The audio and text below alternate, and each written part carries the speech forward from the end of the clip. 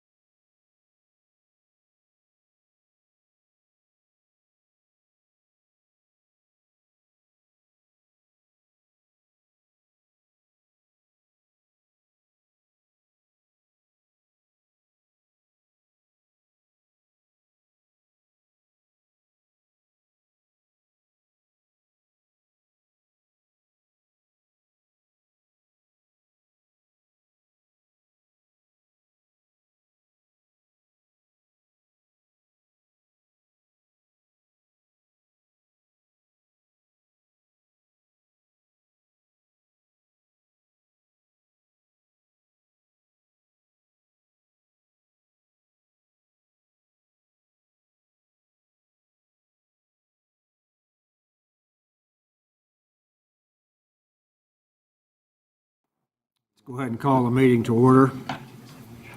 We're all present except for Aaron, and he will be here shortly. The invocation this evening will be given by Paula Nightingale with Park Avenue Thrift, and flag salute. Aaron, how would you like to give the flag salute after the invocation? Paula, thank you for being here. The Lord be with you. Let us pray. Heavenly Father, in you we live and move and have our being.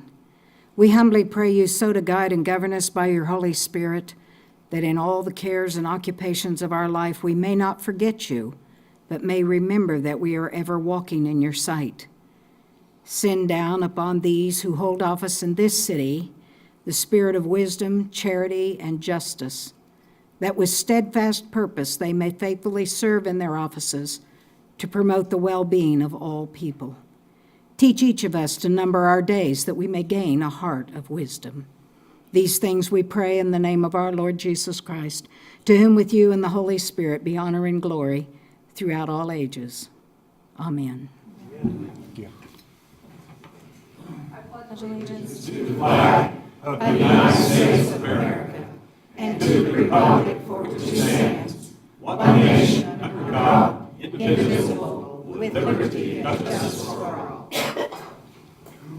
Thank you, Paula.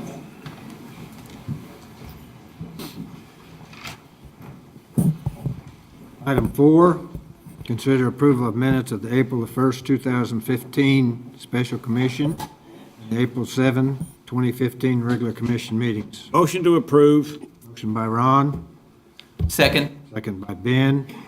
Please cast your vote. I think I was still already on from before.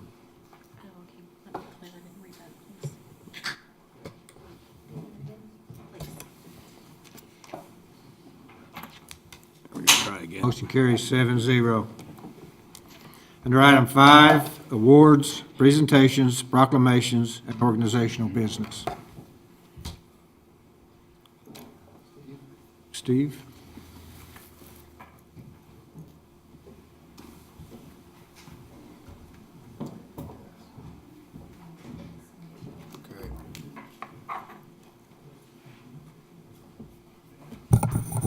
Ladies and gentlemen, Mayor, Commissioner, and Mr. Gilbert, we have so many proclamations this evening, we enlisted the help of Derek Smith. So, good evening, thank you. Let me get my eyes, sorry about that. So, we do have 5 proclamations for this evening, and our first one deals with the Civitan Club. This is on the back row. We've got Penny Holloway. Hi, Penny. I'll stand right here. Are you going to be by yourself? They can come up if they would like. Okay. This is all on high-definition television, so keep that in mind. Can I give them a hard time like they do me when I come here? Yeah. You're on your turf now. Well, as they're coming up, ladies and gentlemen, let me share that whereas Civitan International was founded in 1917 in Birmingham, Alabama, and the Enid Civitan Club was chartered on March 30th, 1957. And club projects and fundraisers provide members with meaningful involvement in the community, such as displaying our American flag, the candy coin boxes placed in businesses throughout our community, and the Civitan Homes Retirement Facility, and many other services. And the Enid Civitan Club does the good work of Civitan in our community, such as Horn of Plenty, Fan Blankets for Friends, Clergy Appreciation, Special Olympics, the Garden of Remembrance at the Wall of Honor, dances for the mentally and physically challenged citizens, and many other projects within the community of Enid. Now therefore, Bill Shuey, Mayor of the City of Enid, Oklahoma, hereby proclaims April 2015 as Civitan Club Awareness Month. Congratulations. And the mayor has a proclamation for you, Penny. Thank you for what you do. Keep up the good work. You're welcome. Thank you, sir. Thank you all.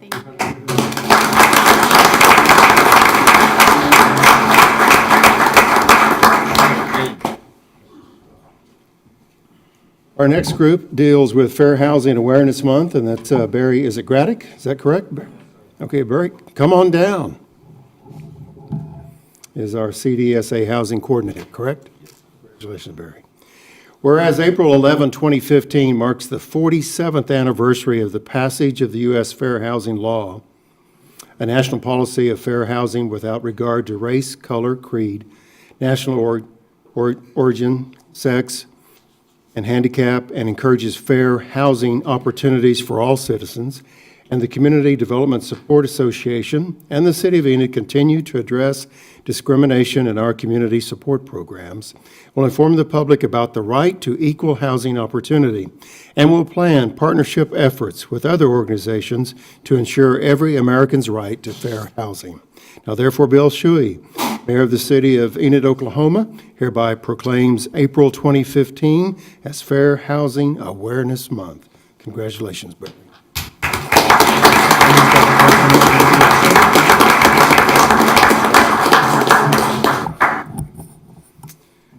Okay, if Judy Watson and Michael League, is that correct? Not so, Michael. Members of our Enid Tree Board, thank you for being here this evening. Whereas trees increase property values, enhance the economic vitality of business areas, and beautify our communities, and trees reduce the erosion of topsoil, provide shade, clean the air, produce life-giving oxygen, provide habitat for wildlife, and are a source of joy and spiritual renewal. And on January 4th, 1872, J. Sterling Morton proposed a tree planting holiday to be called Arbor Day. And whereas Arbor Day celebrates the role of trees in our lives and promotes tree planting and care. Now therefore, Bill Shuey, the mayor of the city of Enid, Oklahoma, hereby proclaims April 24th, which is coming around the corner, 2015, as Arbor Day. So congratulations, and the mayor has your proclamation for you.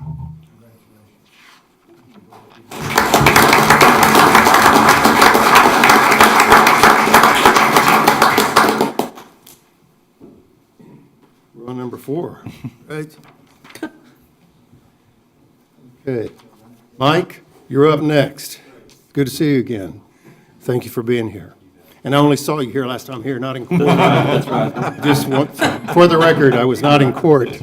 You not, okay, there we go. We'll move on. Okay. Whereas this extraordinary progress we have made on behalf of millions of victims since the passage of the Victims of Crime Act in 1984, we renew our nation's commitment to serving all victims of crime.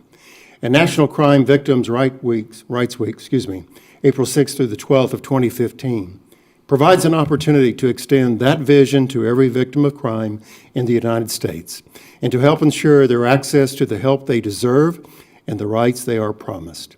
And the City of Enid is joining forces with the victim service programs, criminal justice officials, and concerned citizens throughout Enid and America to raise awareness of victims' rights and observe National Crime Victims' Rights Week.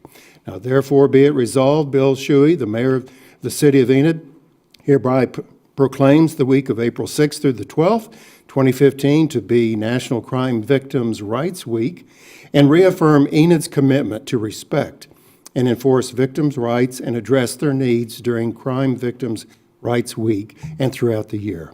And finally, to express our appreciation for those victims of crime survivors who have turned personal tragedy into a motivating force to improve our response to victims of crime and build a more just community. Congratulations, Mike. You bet. Thank you.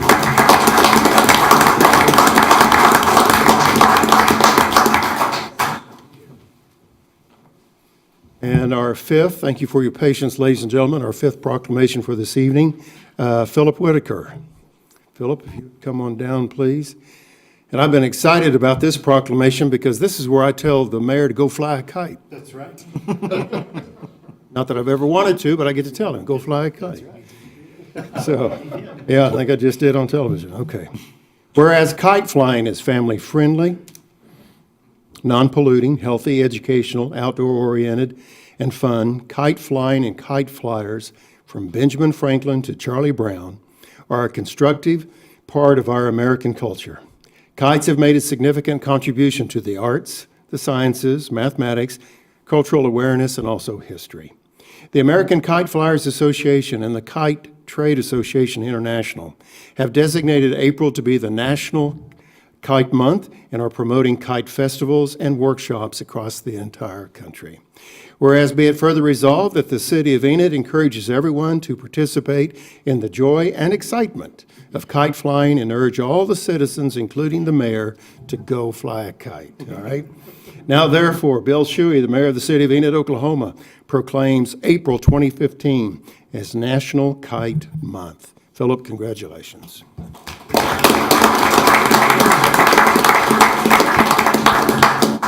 Mayor and Commissioners, that is it. That's all of them. Thank you.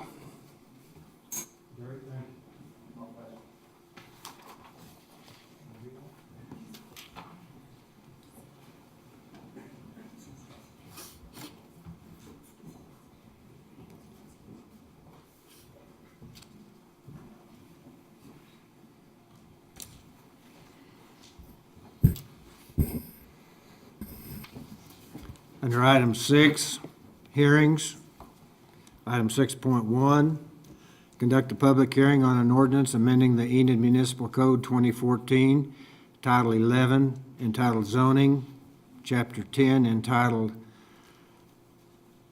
Supplemental Zones, Article A, entitled PUD, Planned Unit Development, Section 11-10A-9, entitled Residential Developments, uses permitted to permit boarding of rooming houses within a PUD in the R3 residential zoning district, and deleting language regulating signs, providing for repealer, savings clause, severability, and codification.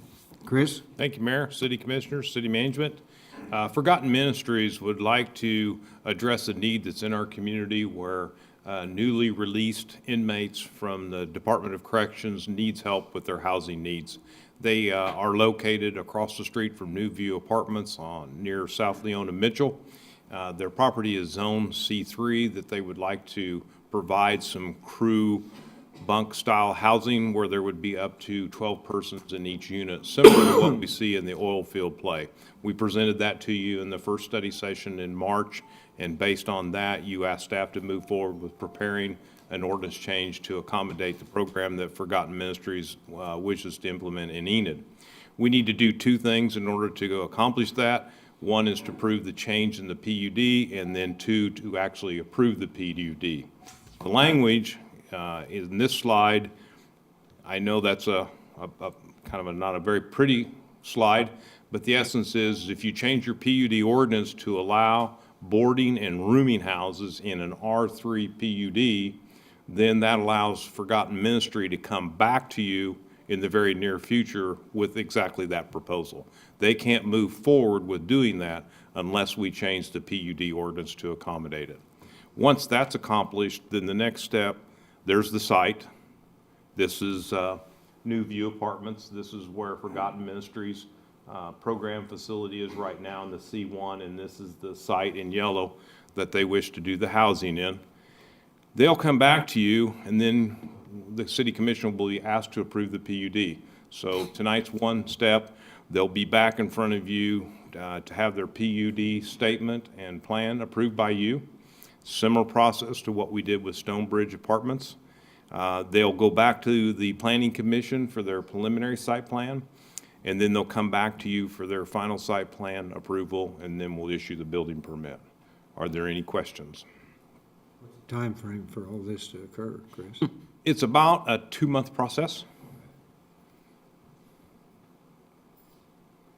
Questions?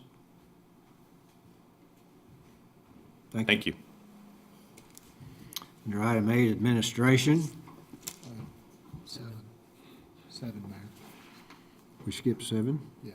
Let's go back to 7. Item 7, my fault. Community development. Consider and approve ordinance amending the Enid Municipal Code 2014, Title 11, entitled Zoning, Chapter 10, entitled Supplemental Zones, Article A, entitled PUD Plan Unit Development Section, Section 11-10A-9, entitled Residential Developments, Uses Permitted to permit boarding or rooming houses within a PUD in the R3 Residential Zoning District, and deleting language regulating signs, providing for repealer, savings clause, severability, and codification. Motion I to move. approve. Second. Motion by, It's an easy one. motion by Tammy, second by Ben. Further discussion?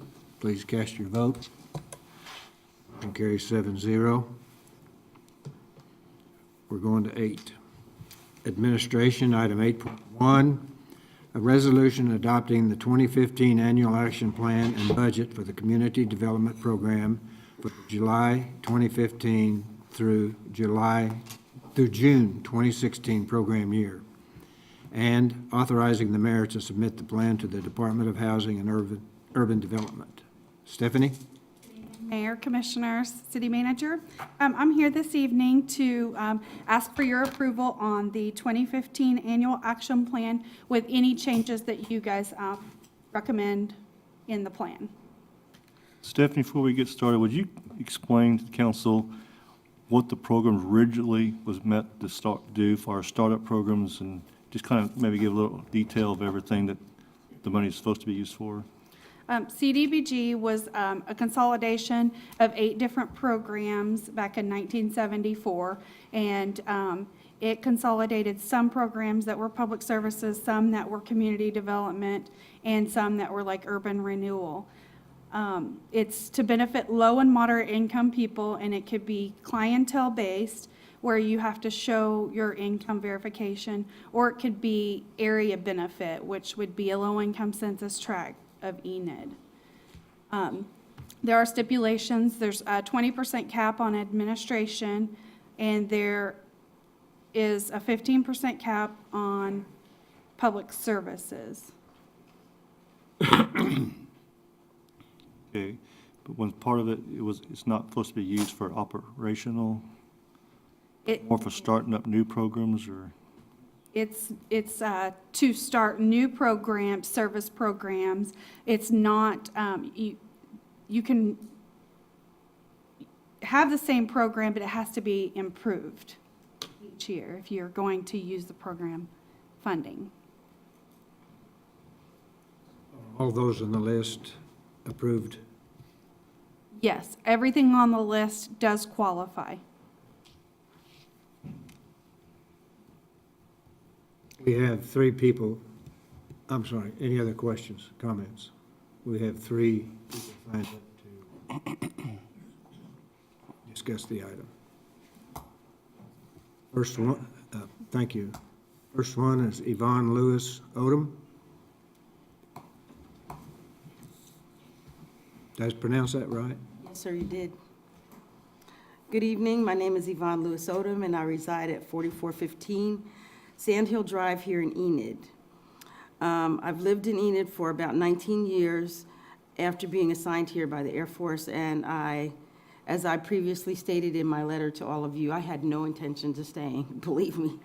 But I decided to make Enid my home, and I'm here. So after the 18 year, a year after I was here, my sons came to live with me, and the Booker T. Washington Center was my saving grace. Both my sons attended Booker T. during the summer months and participated in the sports programs that were offered. And since mine was a single-parent household, I felt that my sons needed to have a positive male role model to interact with. So BTW was there for me, and they provided an outlet for my sons to discuss and question any male issues that they had, since, I couldn't answer them in the first person. So being raised to give back to my community, I gave back to Booker T. I'm presently the board president for the Booker T Board of Directors, and unfortunately, I wasn't able to be at the last meeting.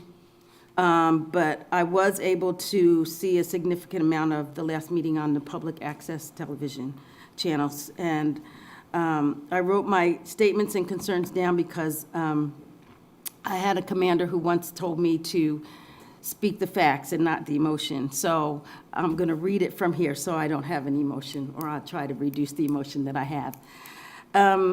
Documentation. I noticed on the broadcast that there was concern about a lack of metrics and a lack of documentation. And I'd like to point out that not only is that information required in the package, but it is also a requirement that we provide that information to Stephanie monthly. So there is documentation, and there are metrics that can be looked at. Ms. Pinky Porter, she maintains our daily running diary of all the activities that happen at the Booker T Center every day. And if you'd like to have that for viewing, I'm sure that that would be rather interesting to you, as well as each child signs in every single day.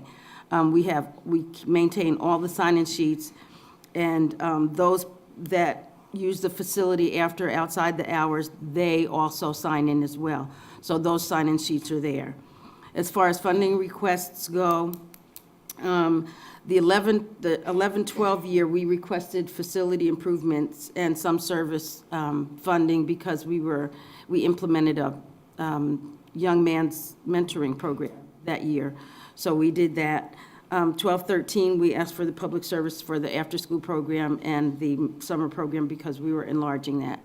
And then last year, we only asked for facility improvements. So as far as the fundraising goes, we've had fundraising events almost every year. We've had a golf tournament, we've had gospel explosions, we've had bake sales and such, and there's been minimal participation from people outside of the Southern Heights area. They've been advertised in the newspaper, on the radio, by word of mouth and everything, and I don't Not many people have come, and I don't recall seeing very many of you attending either, so. We even moved the locations to the NOC for those people that feel uncomfortable about being in the Southern Heights District, and I do know that that's an issue for some people. But anyway, not much money was raised because the participants don't have much money, so we don't do very well when it comes to fundraising. As far as the Board of Directors goes, our Board of Directors is not huge, because when you have a Board of Directors that's 17 to 20 people, and you only get like a fifth of those people there because of work requirements or family requirements, there's no point in having a Board of Directors that large. So we've minimized our board so that we can have the optimal participation from everybody from that board at the board meetings. Each member on our board has a vested interest in seeing the center continue.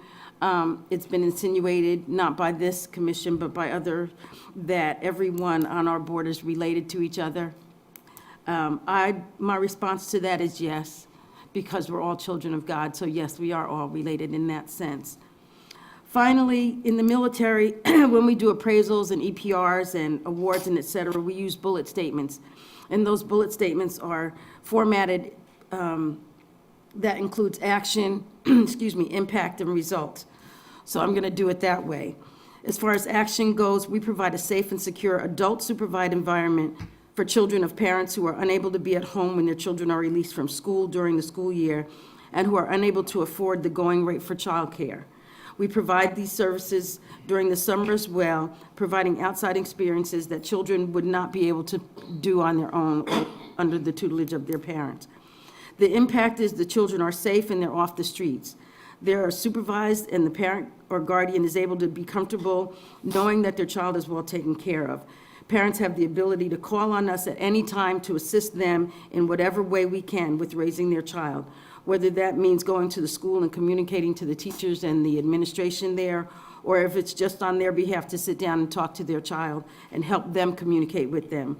The children are engaged in positive activities, and they don't get bored, so they get in trouble. The result? The risk of negative behavior from these children is decreased. The children are fed, they're cared for, and mentored. For some of these children, the male role modeling that they receive at the center is the only male role model they'll ever get. So while we may not fit into the cookie-cutter molds that we need to fit into some of these requests, we impact a portion of the community and our society that historically is forgotten, not focused on, and even ignored until they act negatively. Many studies have been done regarding the benefit of after-school programs in low to moderate income areas, and one of them stated that unstructured, unsupervised after-school time presents risk and opportunity. Research has linked unsupervised time with increased risk-taking behaviors, victimization, and poor academic outcomes. After-school programs have been touted as a means to reduce such negative outcomes and promote academic, social, and emotional and behavioral growth by providing positive supervision while also offering academic programming and recreational and youth development programs. That's what we do. We may not do it on paper that looks like others do, but that's what we do. And if we're not there, those children have nowhere to go. Those parents have nowhere to send their children, and they will be out in the streets, and we will be dealing with them, believe me, one way or another. So we may not be able to do it this year, but when Booker T or the thought of Booker T comes up to assist, please think about that when you're thinking about those things. I know economic times are hard. I understand that. Nobody knows it better than we do, but we can only ask for help for so long. And then if we can't make it, then we can't make it. But I'm asking you to think about that when you think about Booker T. Thank you very much. Next person is Clifford Porter. It's hard to follow. Anything to say? Good evening. Just to piggyback on, We need your address also, please. oh, you do, 361 East Cherry Avenue. Again, for those that don't know me, my name's Clifford Porter. Again, I find it hard for nobody to know, not to know this head. But let me say this. She said a mouthful, and I think she gave a great overview of what we do. But in my lifetime, since the 28 years that I've been involved with Booker T. Washington Community Center as a volunteer and as a worker and director, I've seen many, many CDBG persons go, administrative persons come and go. I understand there's rules and regulations, and we try to abide by them, but I find it so hard to believe, and Yvonne said it a mouthful. The city of Enid spent many and many dollars in Southern Heights getting rid of drugs, outsiders from Oklahoma City, Tulsa, kids coming in that was making themselves invited in an environment, and the city spent many dollars. And they had the police department, I can't think of the captain's name at that time, but he came up and talked to me, what can you do? What can you do to give our kids somewhere safe to keep them out of that environment while our force regain the streets? Well, let me say this, 2.5 decades of kids. Mr. Ron Jensen can vouch for that because he knows all the teams that I put through the city and the children that I've mentored. Mr. Bill Shuey as well. One of our great town heroes, Mark and Brent Price, were the only 2 white kids. We got one sitting in the audience. I'll get to him later. It was only 2 that would come over to the center from the west to the east to play basketball in that center, when there were so many phobias about coming in that community because of the drugs and the bad vibe, but they were there. And I remember when Denny and his mom took a belt and whipped him out because he wasn't supposed to be there, but we talked him in over there. But the kid was on dynamite. He was welcome. Cody Lack, good friend of mine, your employee, spent many, many years in there playing ball. That center has a lot of history. This city has always supported it. You've come to us and you've asked us to do certain things to help you regain our streets, to give our youth a better place to live. When it comes to CDBG, when you ask what are the rules, I've read them, but I don't know if they've been followed over the years with the different administrators. I don't know. I haven't did any type of check, but I can tell you this: when that 15% cap, as Mr. Brownlee brought up last week, I noticed over the years Booker T would apply for funds, and we would come up and give you our spiel about what we do. And we would be granted $25,000, $35,000, even with a 15% cap. Now, the money was a lot larger, but just in 2013, we were allocated $23,600, and I believe the money wasn't much different. And all I'm saying is, when you look at $5,000, and then United Way cut us another $5,000, you're asking us to do an unbelievable task. I've already had to let 2 employees go. We furloughed 1 day where they work 4 days a week, and this is how we cover things at that center. Now, Mr. Ezell brought up a point that the funding committee was concerned about our numbers. And I said, normally I would go off my rockers, but I wasn't going to go there because I just knew that wasn't true. Mr. Bill Shuey, when the Fireball Run hit this city in September, Enid was on cloud 9. We had cameras over there at Booker T, taking pictures of the nice kids eating, telling everybody in the city how well Booker T, how this program, and this is the after-school program. We're on TV. Everybody, Booker T was good. But now, rules and regulations say we can't fund Booker T. We have priority. Booker T was a high priority. Talked to Stephanie about that the other day. A high priority. We were one of the highest. And I asked that last week, when did we stop becoming a priority of this city? Well, when I look down the street, we got the 4-year-old program, Enid Public School, right next door, uses our gym, 140-something kids a day. Opportunities was over at the Wilson School. City had to go in and do some demolitions. They needed somewhere to go. Who opened up their doors and made them welcome so those kids can have a school? The Booker T. Washington Community Center. It wasn't the best place to open up a school, but they renovated it, and they held school right downstairs in that building.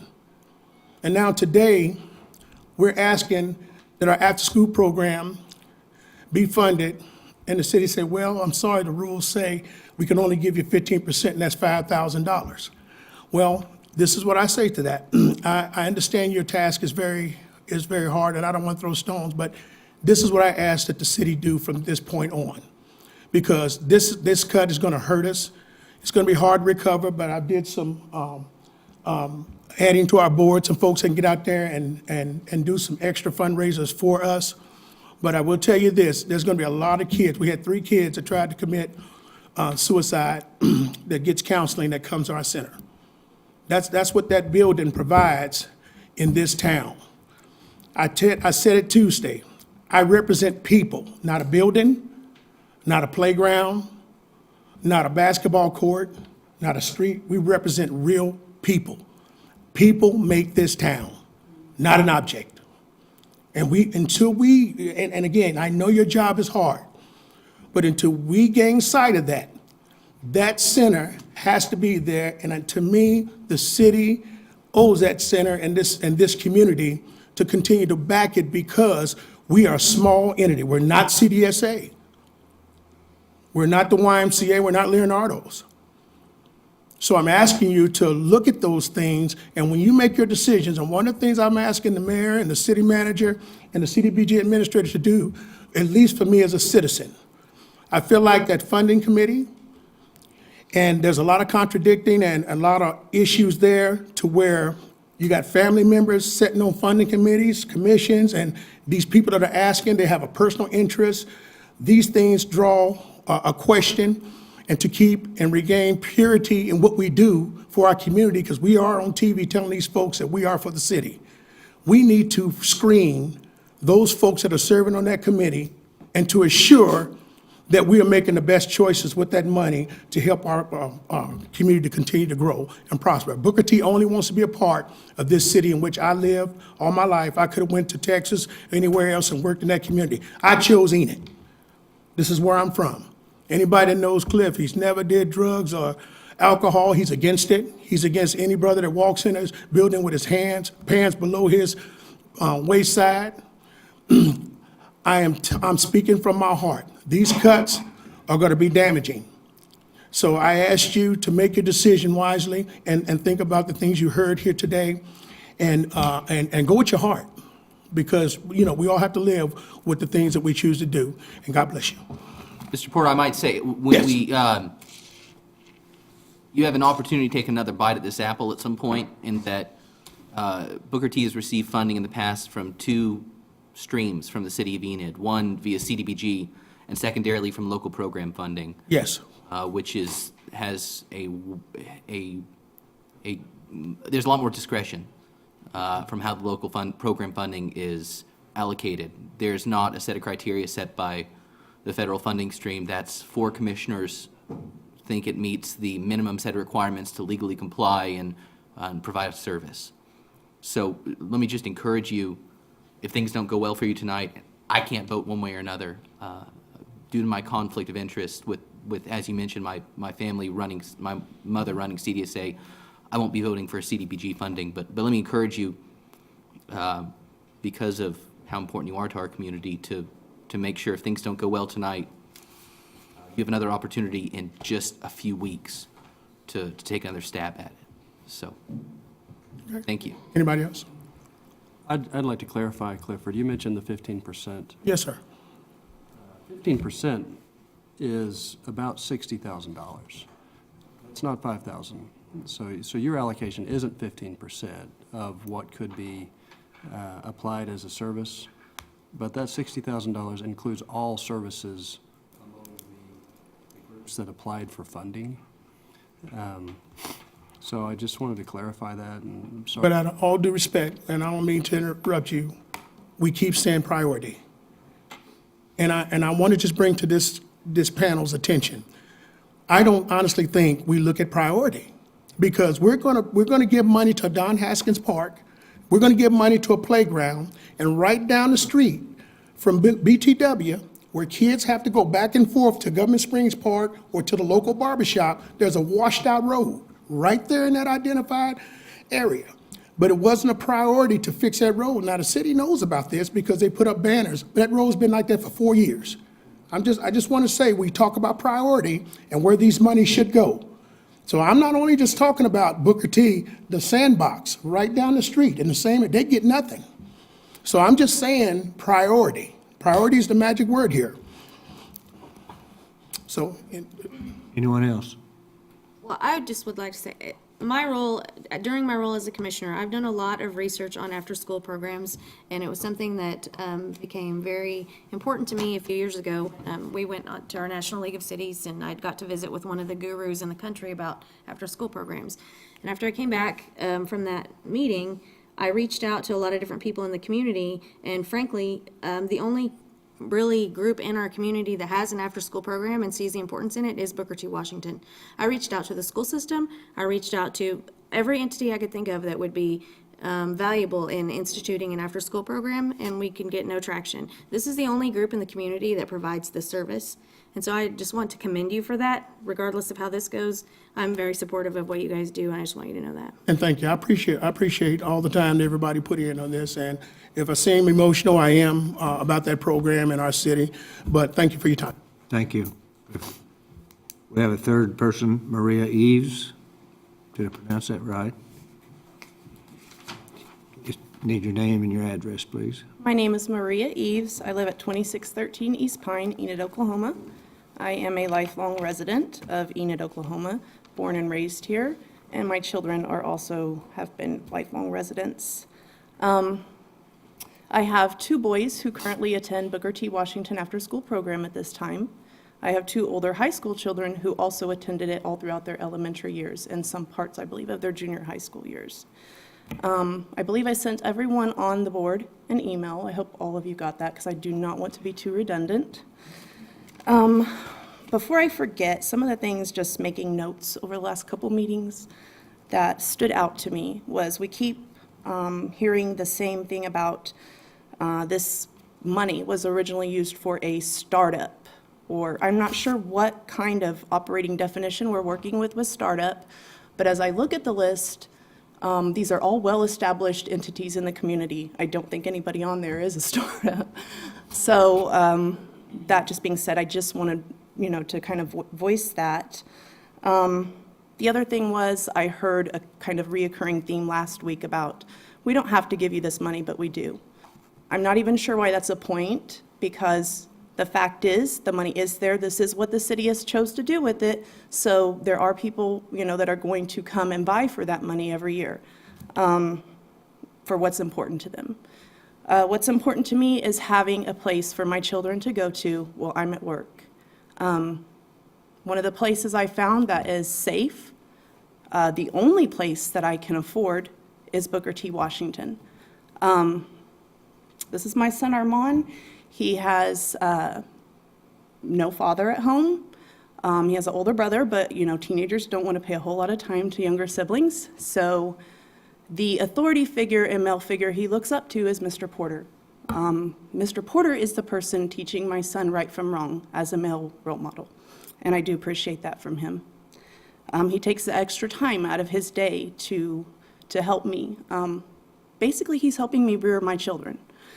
I'm not sure where my children would go if I did not have Booker T. I imagine I'd be juggling them around from place to place, possibly strangers. I cannot afford childcare. I'm one of those people that fall in between the cracks where I can't go to DHS and get assistance, but I cannot, I don't know if any of you have children, but if you have seen these childcare bills, especially for 2 kids, I'd have to go get a second, maybe third job to cover that cost. It's more than my rent. So, and then again, you're in the cycle of, well, who's going to watch my kids while I'm at the second or third job? Just to reiterate, there is a need for this type of service in our community.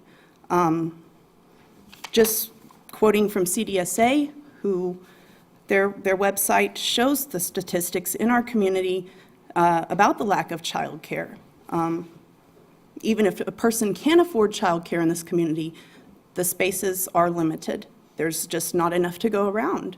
I'm sure there are children my son's age being left home alone or with somebody that's probably not really qualified to watch them. I don't want to be in that position. So I do wish that the committee would reconsider this $5,000 amount that they do have up here. One of the points I made in my email was that, we put Enid out there from the Enid Regional Development Alliance. We put them out there, we advertise Enid as a place businesses can come and invest, if they invest in these, poverty-stricken areas. And that's a good thing. That's going to help our community. But I would like in the future to attract business, because going to a low-income community, that kind of thing, yes, in the short run, beneficial. But what I see is people coming in and building businesses that retail, clothing, those aren't going to be high-paying jobs. I would like for us to be able to advertise Enid with saying, we got some of the brightest people here, some of the smartest people here. Not come here, get your tax break, and pay your workers minimum wage. Come here because we are the smartest, we are the brightest. How do we get there? We have to start by investing in our children. How do we do that? Education, after-school care. Those are the things that are going to make our next generation successful. With that in mind, I would like the committee to reconsider this grant proposal that you do see before you. Thank you.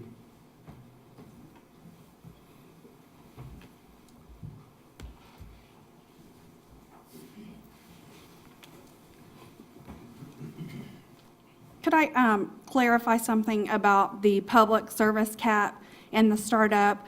All of these are not public services. Most of these are public facility improvements. Those are two separate things.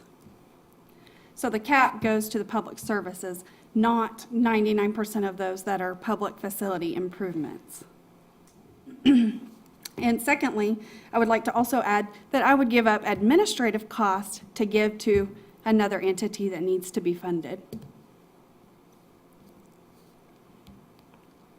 Say that again. I'd be willing to give up administrative cost to give to one. I can't say for or against any of the applicants because they're all worthy causes. Okay. Ready for a motion? I think so. I think I have an idea, maybe. I hadn't thought about administrative costs.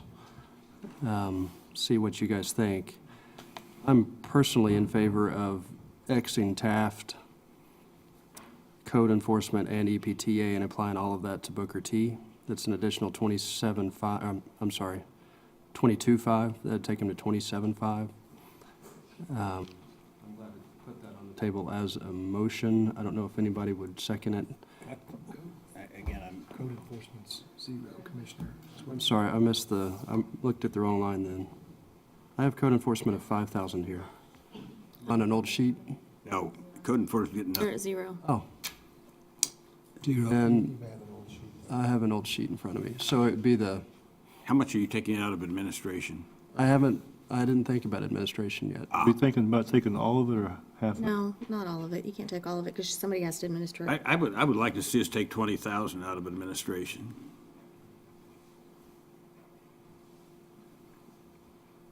I would be, this is where I'll throw any suggestions out. My suggestion would be to apply some of the administration fund to CDSA, and then I would also be in favor of nixing EPTA and Taft and putting that towards Booker T's What about Sandbox? and Sandbox, with some of that administration fee to Sandbox. I know you have a different idea, Richard. Yeah, my idea is to cut administration in half, eliminate Taft completely. That gives us 52,000 more. I'd raise Parks and Rec to 20. I think that benefits everybody. I would put 10,000 in code because there is some stuff that needs to be knocked down that benefits the city. I thought the veterans, they had 2 applications, but one of those was to work on a building that the city owns. I mean, that benefits us. So I would take 14,938.40, which is just the number that it comes out to, and give it to the vets. And I would up Booker T to 30, total of 30, and put 25 more into there. So that'd be my recommendation on a split. Clearly, we've heard 4 different ways to do it, but Can you repeat that? I'm sorry. I'm not smart enough to keep up with it. certainly, what I would do is I think we need to bite the bullet and cut administration in half. That gives us 39,938.40.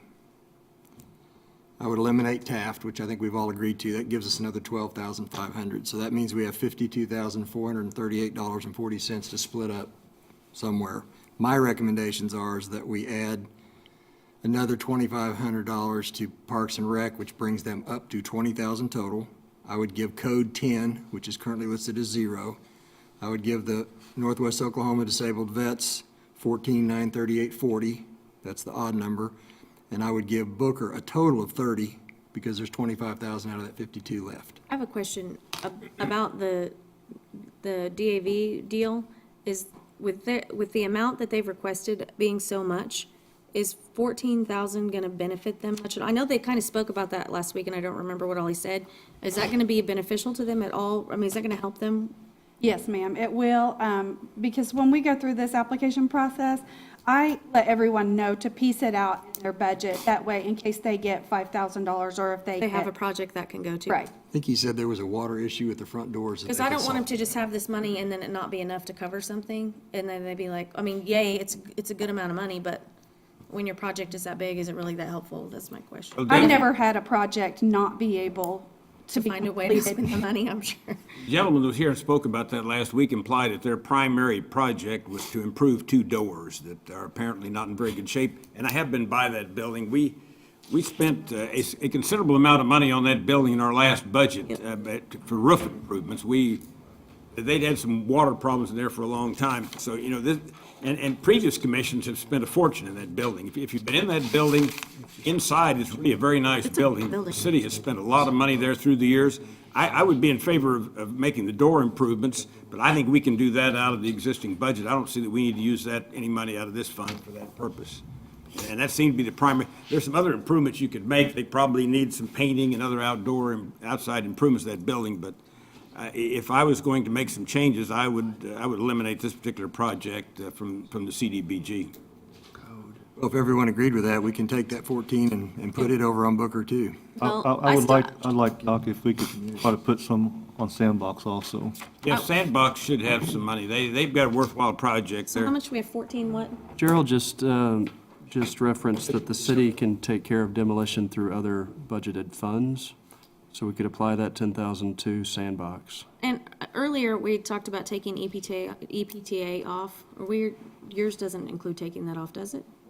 No, it does not. Okay, because I was going to say, now that I remember what that's for bus passes, Yeah, that We need- didn't we need- directly benefit EPTA, No, which we you know need I to- have problems with. right, we That need gets to for keep- bud- that goes to passes people. for We the need to keep people. that. That's a people issue. So if you want to take the code out and put the 10 on Sandbox, did I Yes. hear that as an Yes. agreement? Yes. You want to cut the vets number down from 14, Ron? So could we agree on I 7,500? would cut the vet's request down to nothing. I mean, that's what it is, and I would leave it at that. I think we can take care of that building without using these funds for that purpose. They requested $313,000. They've got to have some needs that we're not meeting with our current. If they had that volume of needs, he didn't describe it to Okay, us. all right. And maybe somebody here from the committee would tell us. Rodney, do you remember what they were talking about for that amount of money? I sure don't. Well, then could we compromise to half of that then? Let's take that 14,000 and put half on Sandbox and just add the other half. Tell me again where the 14,000 is coming from. Onto Booker also, which would give them 37 and give Sandbox 7. Well, my only problem with your request as far as administration is concerned is I don't want this program to cost the city money. I mean, it's federal funds that we use over and above other funds that we have. So, yeah. And to me, we ought to at least cover our expenses for administration. And I think we discussed in the study session that probably 59,000 would pretty much cover what our out-of-pocket expenses are to administer this program. So I hate to see us take any more than that out of administration and actually cost ourselves money to operate this program. I think my reasoning behind that is that this has been a $2 million full-time job, and she's done a great job with it. I think that now that it's down to 300,000 this year, and maybe 150,000 next year, we don't need a full-time position to cover it. So arbitrarily, I just thought cutting it in half would be reasonable, and if Gerald can split some of it out with some grant work so she can still keep her income without, it just won't come out of this program. Yeah, that's completely acceptable to me and to city staff. I still need Stephanie to do other things, so we're absorbing 20% of her in administration. I could make it 50% if that's what it needs to be. This just seems like a very labor-intensive program to me, based on my experience with it. Well, May I numbers make a are off a little comment? bit too, Ron, because it's $80,000 on the recommended here, but we just saw a slide and study session that was 69, so we're already 10 ahead right there, and you cut that in half. So it's really not, really not making a request to cut it completely in half. It's about 40%. What were you going to say, Stephanie? What's your pleasure? With CDBG, we do like a 3-year span. So right now, I'm closing out 2013 stuff, working on 2014, and then starting this 2015 process. So if they do close it out, they will have to keep us funded long enough for us to close that out, which would be about approximately 2 years, is what I've been told from other cities that run the program, that have been completely dissolved. So there, you see at least 2 more years. Yes. And it's, if they dissolved it today, it would be, You would have you 2 would need years. someone to close it out for Okay. 2 additional years. Kind of see why we sit in a room and have trouble figuring this out. We do this We every do it year. every year. We- I think But- we need to But change we the whole do, I process. think as, We do too. as a couple, three committee people are here, we're glad that people are willing to maybe bring some administration money, because we would like to supply everybody with money, but you making it easier for taking some administration money out. That'd be great. Okay, so Somebody, Announce Aaron, it. you know, did you keep enough notes to know where we Jeez, are? I'm trying, David.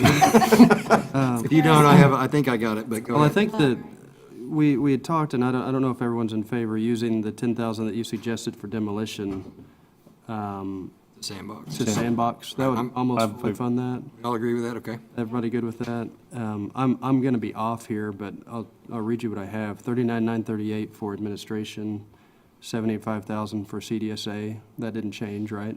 Right? Correct. 44,284.20 for Salvation Army. That didn't Wait a change. minute, you skipped Parks and Rec. Parks, I had up to 20. That was next on my line, Ron. Sorry. Parks, was looking. 20,000. May not be in the same order as your sheet there. Salvation Army's the same. Sandbox, Taft goes down to 0. Sandbox goes to 10,000. Correct? Demolition stays at 0. Yes. EPTA stays at 5,000. Yes. And whatever the difference is would apply to Booker T Just right around 37 the way I've got or it. something. I would agree with that. We need an accountant. Want me to get out my 10 key? I can do that. Is that your motion? Well, actually, he has a motion on the table, so if he'll accept that as an amendment to the motion, then we can go. I'll second it. That, do we need exact dollars, Linda? Do you need me to? It would be kind of nice. The only thing I didn't get was the amount for administration. 39,938. 938, Aaron. Yes, sir. Actually, that would make, to make it exact, I think Booker T then would end up being 37,938.40. You're better at math than I am. No. That is not a true statement. Me. So you've got all that written down. If maybe Gerald could add it up, or you can add it up real quick. That comes out to $52,438. We're good. Aaron, could you find the spreadsheet and plug those numbers in for us? Or make a spreadsheet and plug them in for us so that we can be exact? While they're figuring that, could we just come back later and vote on it then? Yeah. You want to table it until the numbers come back? Okay? Is that okay with you, Mayor? Isn't it? Who made the motion? I did. I'm Second. going to second it if the numbers are right. So we, We need to vote on that or table it. I'd make a motion, we table it until the numbers are presented in a spreadsheet. I'll second. Motion by David to table it and second by Rodney. Please cast your vote. Motion carries 6-0. consent items. Move on to item 2. If you need to step out, Aaron, to go do that, please do, because that iPad's No pressure, limited on but- capability. You need my numbers or Aaron's numbers? Yeah, yes, if you would. Do you want our numbers? I'm about done with it, Gerald, if you just want to give me. Okay, yeah, let Mr. Brownlee provide.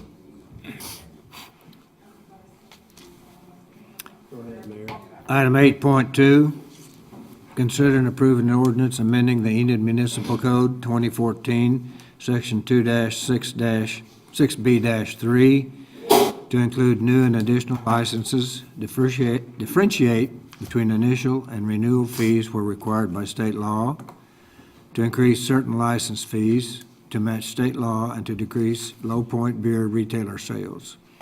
Amending Section 3-2A-3 to ensure the expiration of local taxes coincide with the expiration of the state license and provide for proration and to replace the violation class with specific penalties. Amending Section 3-2B-2 to provide a penalty for violation. Amending Section 3-2B-5 to provide for proration and for 3-year licenses. Amending Section 3-2B-6 to provide for 3-year licenses. Amending Section 3-2B-8 to allow the revocation of Low Point beer licenses for violations of criminal laws on the premises. Providing for repealer, savings clause, severability, codification. I move approval. Motion by David, second by Rodney. Discussion. Please cast your vote. Motion carries 7-0. Item 8.3, a resolution to promote active civic involvement in municipal government by organizing and supporting the City of Enid Youth Council. I move to approve. Second. Motion by Ben, second by Tammy. Further discussion? One question, Mayor. I thought we had one of these. We used to have a mayor's youth advisory council. This is something different than that? Yeah, well, it was when Mayor Courier was in office, and after that, it never. It kind of went away? Yeah, it went away. So How this is. are we talking about supporting it? I'm just curious about that. Supporting, what do you mean? Well, it says here that we're organizing and supporting. Is there going to be a budget for this thing, or? Taking your salary. Yeah. That'd help.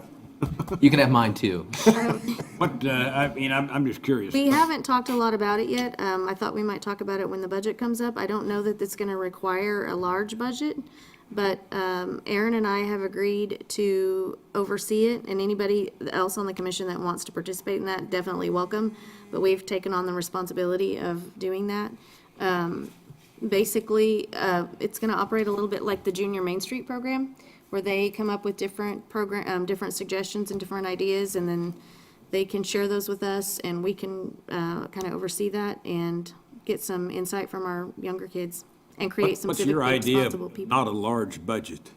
I don't know yet. I don't know what kind of projects they're going to want to do. But we've discussed with Gerald at length about, maybe going through the different departments and seeing if they have some ideas of projects that they'd like to see worked on that they just can't get to. Maybe they can hand it off to the kids and see what they can come up with. I know that there are other communities. I believe, I hope I'm not misspeaking, but I think Okmulgee may be one, that they have a youth council, and they have ordinances that their youth councils have created that their city uses. And so I think that we can benefit by getting some of these kids' ideas in here and help us out a little bit. Why not? I guess we'll find out. But we'll talk about it. I mean, we can, I think we should talk budget about is. it. I think we should talk about it when our budget meetings come up and see if there's, Okay. if we want to allot them some money to work with, or how we want to do that. Okay, that's all, Mayor. Do we, are we voting? We've got a motion and a second, right? Yes. You have all that, Linda? Please cast your vote. Motion carries 7-0. Item 9, consent items. Mayor, I'd like to pull 9.3 for separate vote. Are you making a motion to? Is that a motion to approve everything else? So moved. Second.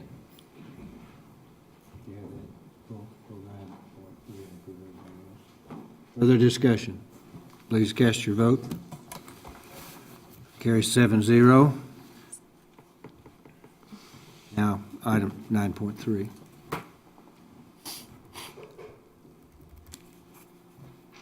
I'll make a motion that we not approve 9.3. What is it? What? Oh, I must have in front of me. That's Accept it. the contract. Purchase of the property. Item 9.3, I'll read it. Consider and approve contract to purchase the property located at 2322 C Court for approximately $85,750, including closing costs and commissions, and authorize the mayor to execute all closing documents. And your reason for not approving this is that you think that we're paying too much, is that it? Right, I just can't conscientiously watch us ramp up the prices of the last 10 properties to above. I would like to ask the city manager to give us a listing of what we've paid for the other properties. My recollection is we paid 80,000 for about every one of them we bought. We did, and I'll send you that list. In fact, Okay. go get that list now. Andrea, could you get that list right now? Do you have access to it? Okay, if you could just email that to them, maybe they could look at it now, and that might help with the discussion. I just don't think we're paying very much more for this one than we have for all the rest of them we bought. Well, I took a look at it, and actually we are. Are we? Okay. It'll be good to see the numbers and not trust my memory, but most of those original contracts were in the 65 to 75 range that we've been paying 80 for. This was a 55 contract to start with, and I just hate to see us set this precedent. That's starting to get a little too high. We want to treat people fairly, and we don't want to go to condemnation. I'm all for that, but. My age, my memory is always suspect, but I remember it being a little bit different. Okay. But anyway, I don't have any big problem with not We have- approving it. Did anyone second? We have a motion, we do not have a second. I'll second, Pardon me? second. Second, Tammy, further discussion. Would you repeat the motion? The motion was to deny item 9.3, which was the contract to purchase the property located at 2322 Seaport for approximately, Motion was to deny. yes. We just gave we gave $600,000 to MBG.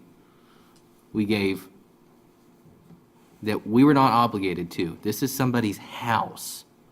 Well, And, not But it's not an obligated is your opinion. $85,000 house. and the city That was a attorney. $1.2 million And- project that we got for sale. And the city attorney happens to agree with me that we were not obligated, but this is somebody's house, and it's not a $200,000 house. This is quibbling over a not great house to start out with. I mean, these are not, and we are displacing someone for an economic development project. We're gonna pay for these, and we should be paying fair. Shouldn't And be paying almost double what it was, if it's yeah, worth. this isn't almost double, Tammy. It's- There is, if it's have you worth tried to, do you 55 think and anybody it's up can to go 85? replace this house for $85,000 in Enid? Absolutely. You are nuts. Buying I don't think a $55,000 property in the house is city worth of Enid $85,000. with our housing shortage and with buying livable housing in Enid is not that simple. We are displacing someone. Well, we overpaid for every one of them, but I mean, we knew we were gonna have to do that when we went out into this project. Right, and it's not to say that we may not still end up overpaying in the long run, but I don't think that it's gonna hurt to go back and relook at it again. I would like to see what we've been paying, and if I'm wrong, I'm wrong. I've been wrong before. I know people's amazed to hear that. You ready to vote? Well, do you Hold want on to see a the second. information Yes, first? I know Andrew's yes. getting it right now. We have a motion and a second. She just emailed us the prices. Can you pull it up on your iPad? She just sent the email. Thanks.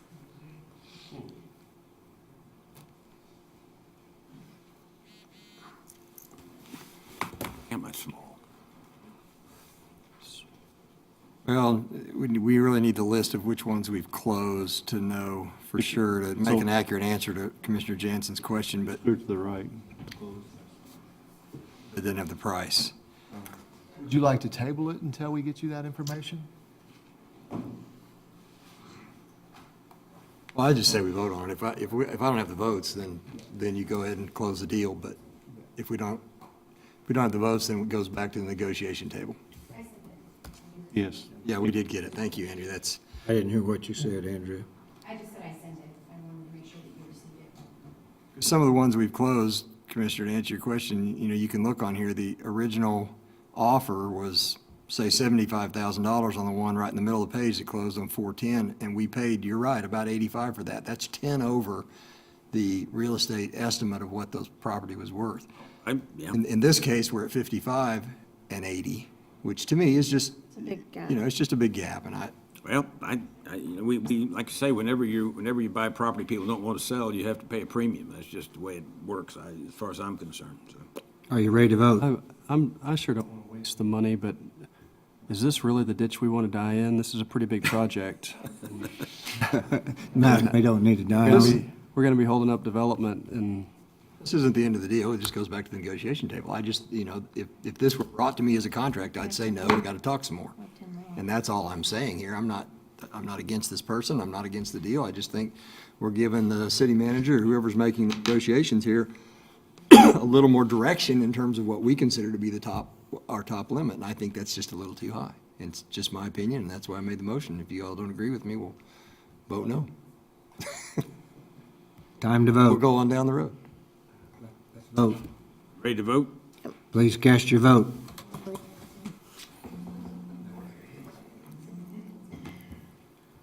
I move we approve 9.3. Second? Wait a minute, I've got to read the results. Are you voting, Rodney? I don't know, it didn't work. Fiddle with it a little bit. Turn them off. do we have to vote the same? Vote again? Do we need to vote No, again? you can change. You can change it, that's not counted yet. Okay, well, it's. Motion is defeated, 4-3. I move we approve 9.3. Just a minute, Ben. I'm hearing out of both ears right now.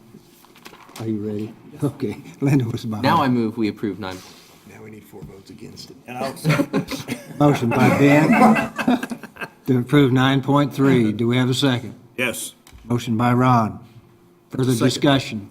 No, Hearing none, please cast your We vote. thrashed it. shocking. Come on, Aaron. We did Let's not confuse things, man. Motion carries 4-3. Thank you. Item 10, we'll now recess to convene as the Enid Municipal Authority. Under item 11, all the trustees of the Enid Municipal Authority are in attendance at the rescheduled regular meeting. Item 12, the Enid Municipal Authority regular meeting is now in session. Item 12.1, accept the June 30, 2014 Independent Auditor's Report on the financial statements of the Enid Municipal Authority. So moved. Second. Motion by Aaron, second by Ben. Please cast your vote. Motion carries 7-0. Item 12.1, approval of claims in the amount of $56,452.47. Wait, that was, oh, okay, sorry. Item 12.2, approval of claims in the amount of $56,452.47. Motion to approve. Second. Motion by Tammy, second by Ben. Please cast your vote. Motion carries 7-0. We will now adjourn to convene as the Enid Economic Development Authority. All of the trustees of the Enid Economic Development Authority rescheduled regular meeting are in attendance. Item 15, the Enid Economic Development Authority rescheduled regular meeting is now in session. Item 15.1, accept the June 30, 2014 Independent Auditor's Report on the financial statements of the Enid Economic Development Authority. Move to approve. Motion by Ben, Second. second by Rodney. Please cast your vote. Motion carries 7-0. Item 15.2, consider and approve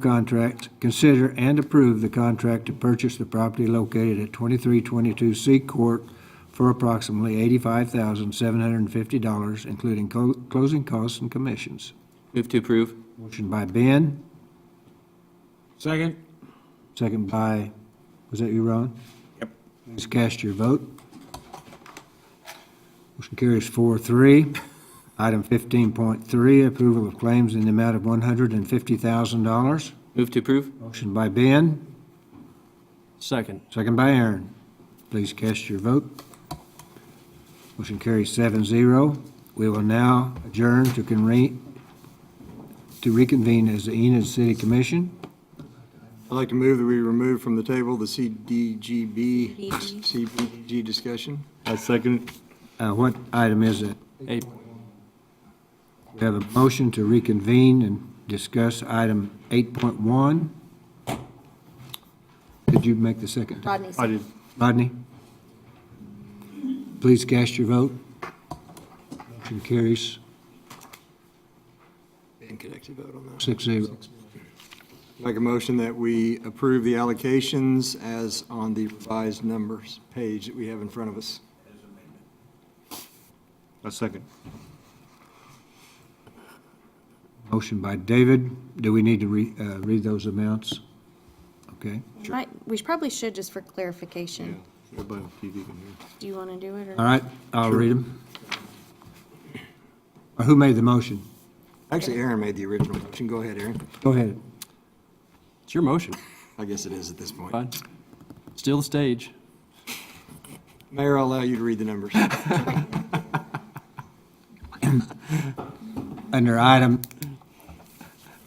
Under administration, the revised amount is $39,938.40. I was going to read that one up there. What's the 162.23? That's the HUD loan. Okay, so far, okay. Under administration, program administration, the revised number is $39,938.40. CDSA, $75,000. Parks and Recreation, $20,000. Salvation Army, $44,284.20. Code Enforcement, 0. Taft Elementary School, 0. Northwest Oklahoma Disabled American Veterans, 0. EPTA, $5,000. Sandbox Learning Center, $10,000. Booker T. Washington Center, $44,938.40. Northwest Oklahoma Disabled American Veterans, 0, for a total of $399,384. Second. Do we have a motion in a second? A second, yeah. Who made the motion? Was David? Second by Rodney. Further discussion? Please cast your vote. Motion carries 6-0. Thank you. Thank you, Aaron. Thank you, Steph. Thank you. Thank you, Stephanie. Stephanie?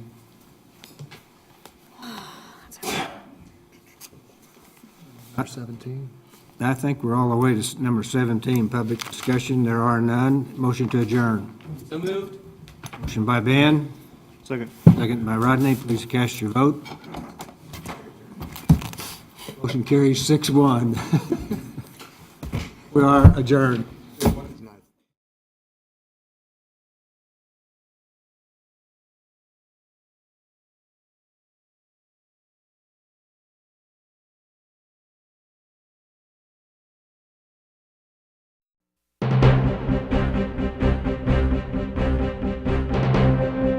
Thank you for joining us for the Enid City Commission meeting. If you have any questions or comments, visit our website at enid.org.